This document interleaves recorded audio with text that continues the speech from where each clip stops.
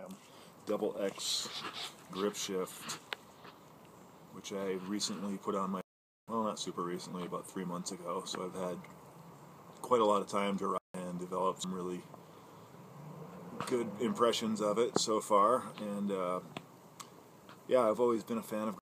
I was an early adopter back in the day and used it for years, really liked it, was super disappointed when SRAM decided to take it out of the lineup and focus on trigger shifting. I was never a huge fan of trigger shifters. I mean, they worked fine, but you know, that was I like the ability to jump on 2 or 3 gears at a time the grip shift gives me, and to me it just seems like a much more intuitive, much, and it's certainly light.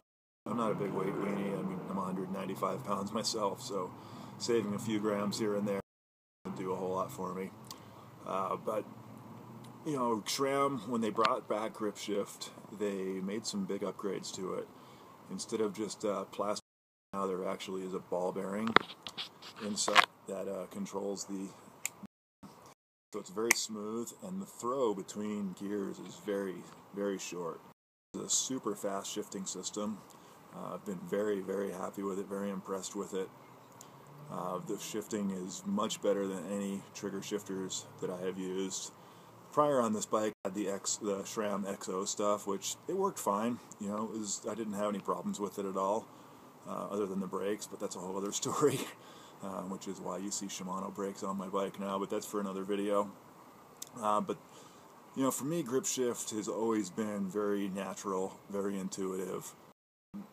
You know, I don't have to think about, you know, which so forth, which, you know, I'm kind of a slow-witted guy, so I like to keep things simple. But on the rear, I ended up replacing the rear derailleur too. I had the XO derailleur on there, and I went with the double X and kind of replaced everything all at once. Been very happy with the double X stuff so far. The cable routing is a little weird on it, but it works just fine.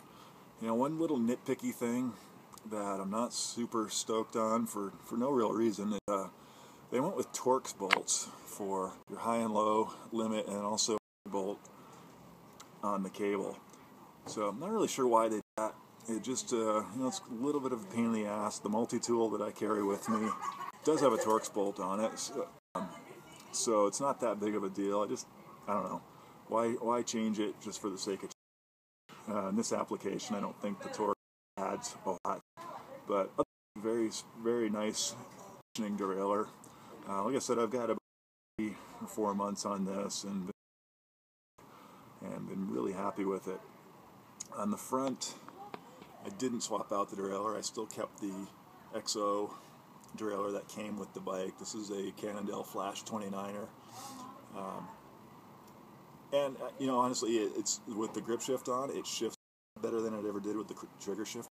It's very quick between the 2 chain rings. I'm running a 2 chain ring on this bike, and I'm happy with it overall. You know, I'm very, very happy to see SRAM bringing back the grip shift and kind of getting back to their roots and updating it as well.